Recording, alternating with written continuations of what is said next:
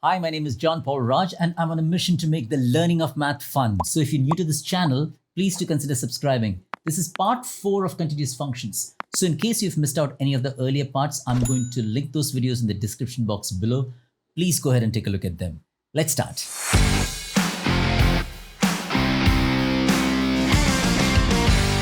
When we try to identify and classify the points of discontinuity among functions, two types of functions stand out. One is the rational function. And we know that, in a rational function, the denominator cannot be 0. So you should be careful about what values x can take and what values x cannot take, what values are part of the domain and what values are not part of the domain. And when we analyze that, we know that at x is equal to -1, the denominator becomes 0, right? So x equals -1 is not part of the domain. We say that at x equals -1, the function there is a vertical asymptote. So we say that this function has a discontinuity at x equals -1, and the type of discontinuity is a vertical asymptote. For the next one, this is also a rational function, okay? X squared over x squared plus 3x. You need to be a little careful with what terms become 0 and why does it become 0, right? So when I factorize the denominator and write it as x times x plus 3, we can see that the denominator becomes 0 for x equals 0 and x equals -3. However, we have already seen that because this x can be cancelled with a factor here, we're not going to cancel it. That indicates that at x equals 0 and at x equals a -3, we are going to have points of discontinuity. This function, this particular function, fx is equal to x squared over x squared plus 3x, has 2 points of discontinuity, x equals 0 and x equals -3. But the type of discontinuity at x equals 0, there is a removable. I'm going to write RD, removable discontinuity, okay? RD standing for removable discontinuity, right? I don't have space to write, but make sure that you note that it's a removable discontinuity, means there's a hole. And how do we know there's a hole? Because that x can be cancelled with that factor on the numerator, okay? Something that can be cancelled from the denominator, there is a hole, there's no vertical asymptote there. If you haven't seen my video on holes and vertical asymptotes, I explained this thing there. Please go ahead and take a look at it. But the type of discontinuity, we are going to call it a removable discontinuity. At x equals -3, however, there's going to be a vertical asymptote, just like the first case that we saw, all right? Now, there is a reason why we call it removable discontinuity. We are going to discuss that in some other video, why we call it removable discontinuity. Are we removing the discontinuity? In a way, yes. How do you make a function continuous? Making means something that has a point of discontinuity. How do you remove that discontinuity and make it continuous? What should be done? What kind of fix needs to be done to make it a continuous function, which had a point of discontinuity, and the type of discontinuity being a removable discontinuity. So that is why we give it that name. But for now, let's just identify and classify the types of discontinuity. That's going to be the focus of our video. For the next one here, number 3, can you see this? Number 3, this is also a rational function, and it's clear, very clear, that the denominator becoming 0 at x is equal to 5/2.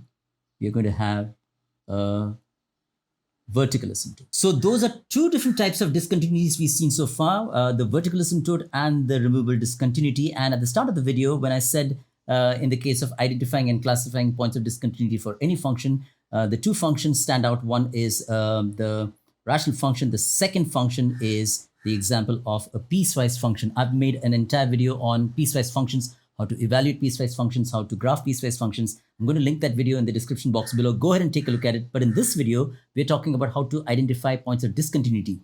When you see a piecewise function and you're looking for points of discontinuity, it will happen, if it does happen, if there is a discontinuity, it will happen at the point where the definition of the function changes. A piecewise, this is a two-piece function. Both the pieces are straight lines, and the definition of the function changes around that point, x equals -1. So that's going to be at x equals -1 is where we're going to test, okay? We're going to test for possible discontinuity, right? So although the function is defined, x is equal to -1, that's the first piece is what you use to find the value, but we will substitute x equals -1 to find out what the function values will approach. That means the left-hand limit and the right-hand limit, okay? So that's what we're going to do. So the left piece will be 5 times the -1 plus 1. This is trying to evaluate what the function values are approaching from the left-hand side of -1. This will be a -5 plus 1, giving you the answer -4. So the left-hand limit, can you see this? All right, left-hand limit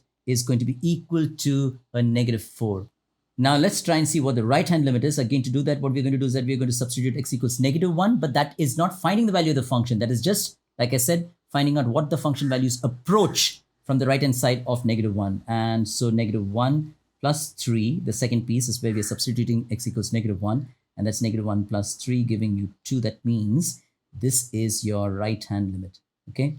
The right-hand limit is not equal to the left-hand limit, and therefore there is no limit, okay? The left limit is not defined, but let's just check the value of the function. What happens? The value of the function at x equals -1, although this is not required, I'm still doing it, okay? The value of the function is defined using the first piece. As you can see, when x is less than or equal to -1, you use the first piece, so the value of the function should still be equal to -4.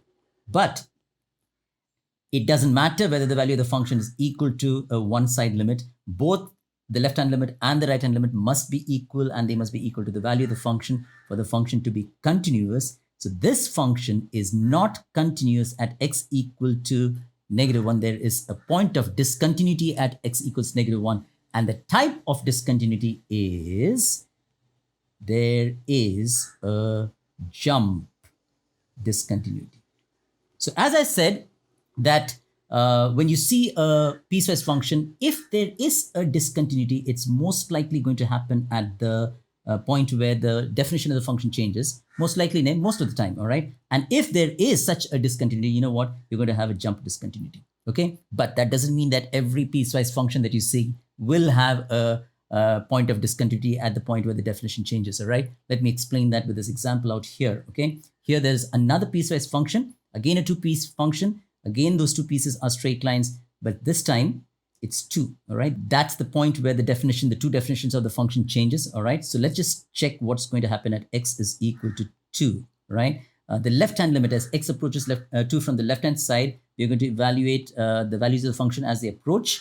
Okay, it's just evaluating values of the function approaching because it doesn't say less than or equal to, right? So it's trying to estimate what the values of the function are approaching as x values approach from the left-hand side of 2, all right? So be clear, even though you're substituting, be clear what is it that you're trying to do. So 3 minus 2 times a 2 would give us 3 minus 4, giving you then -1, all right? So this is going to be my left-hand limit. Left-hand limit, can you see this? What I wrote here? Okay, left-hand limit, there you go. And then to evaluate the right-hand limit, we are going to use this definition now. So that's going to be 2 minus 3, giving you a -1, and that is my right-hand limit. Correct?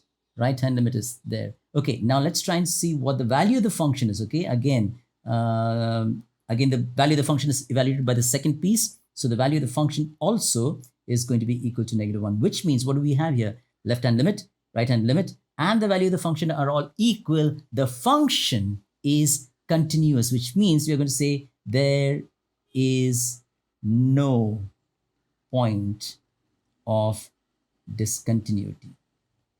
Because the question says identify and classify the points of discontinuity, you're talking about is there a point of discontinuity? And this being a piecewise function, as I said before, if there is a point of discontinuity, it may occur only at the point where that definition changes. So these are just a few examples to illustrate how to identify and classify the different types of discontinuities. The two different kinds of functions that stand out when it comes to identifying and classifying points of discontinuity are the rational function and the piecewise function. The rational function is where you'd get a whole or a vertical asymptote. A whole is also known as a removable discontinuity, and we'll talk about why it is called removable discontinuity in some other video. But a piecewise function is where you'd get a jump discontinuity. Now, it doesn't mean that every piecewise function will have a jump discontinuity, and it doesn't mean that every rational function will have a whole or a vertical asymptote, which is why you need to analyze it.